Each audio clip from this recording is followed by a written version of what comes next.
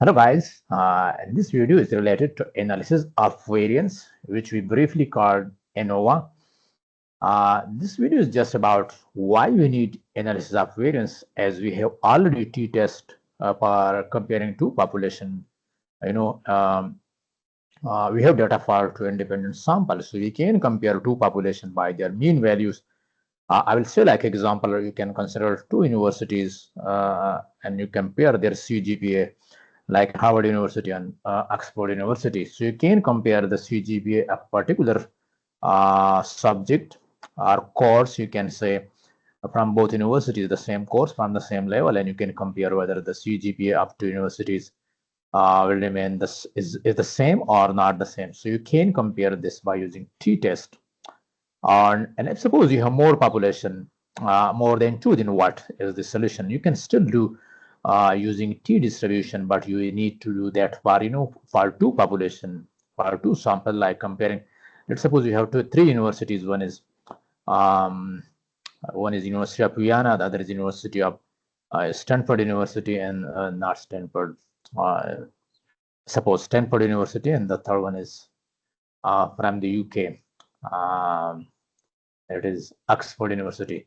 So you can compare, pairwise, like University of Oxford with the Stanford and Oxford with the Vienna University, and then Stanford with the Vienna University. You can do like this, the pairwise, but there's a lot of problem in this type of calculations, and you need to repeat these, and when you are increasing the number of populations, like we had three now, if it is 4 or 5, the number of tests increases exponentially, and that's almost, not possible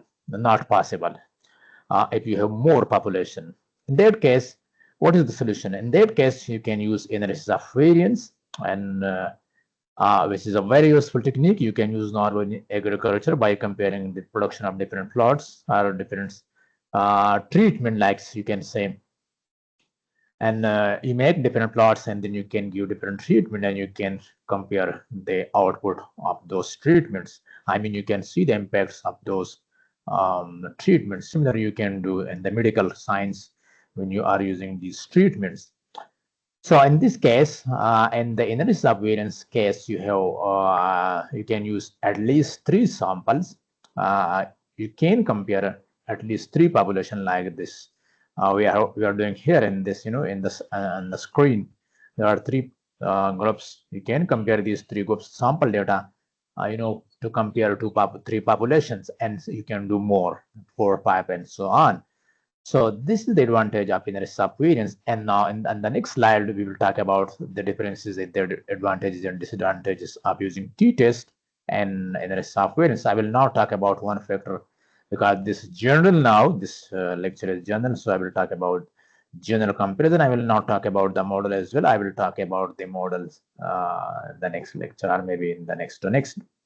So let's see what are the differences of between these two techniques. Okay, you can see that. Okay, I have talked about this already, and now we can see why we need ANOVA, why we need to do analysis of variance.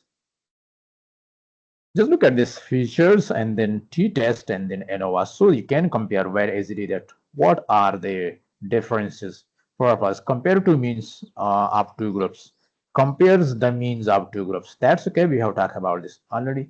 Compare the means of three or more groups, so this is other advantage.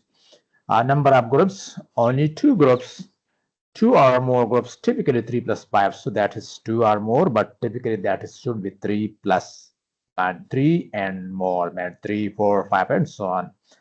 Type of test one comparison, group A versus group B. So this is doing this one, like if you have three population, then you need to do a comparison by pairwise comparison.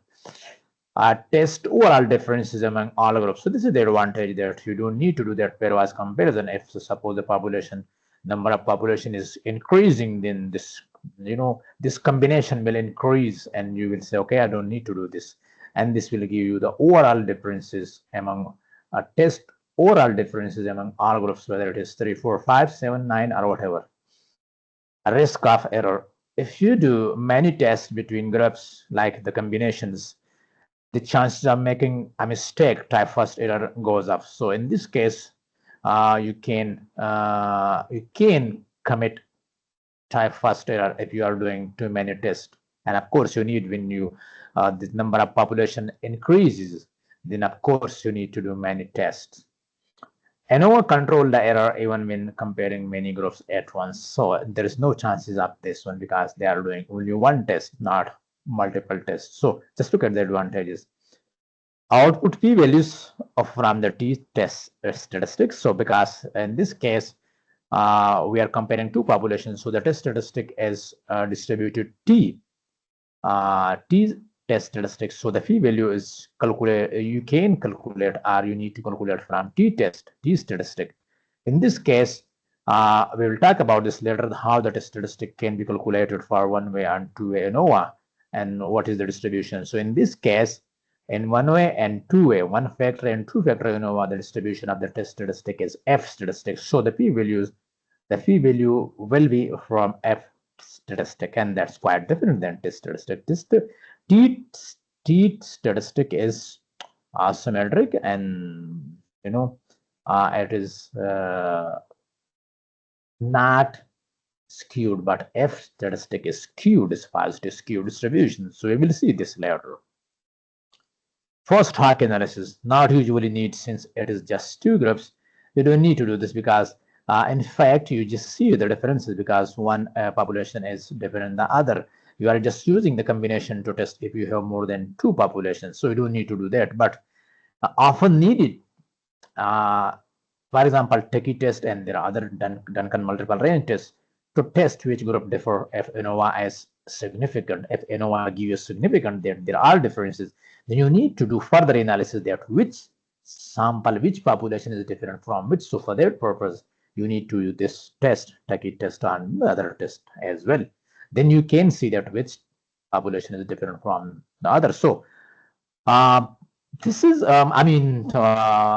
can see the advantages and disadvantages, and you can see, but we recommend you can use ANOVA test, and if it is significant that the population means are not equal, then you can do this if this is the objective of your study. Then otherwise, and in addition, if the test is not significant, that the means are not different, of course you don't need to do further post hoc analysis.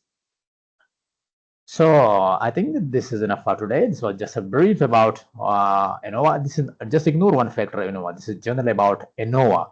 So what is ANOVA and why we need ANOVA? And the next lecture we will talk about assumptions, and then one factor ANOVA and hypothesis testing under the one factor ANOVA, and then about two factor ANOVA we'll talk about that. And particularly we will see how to derive the test statistic. That's the most important thing.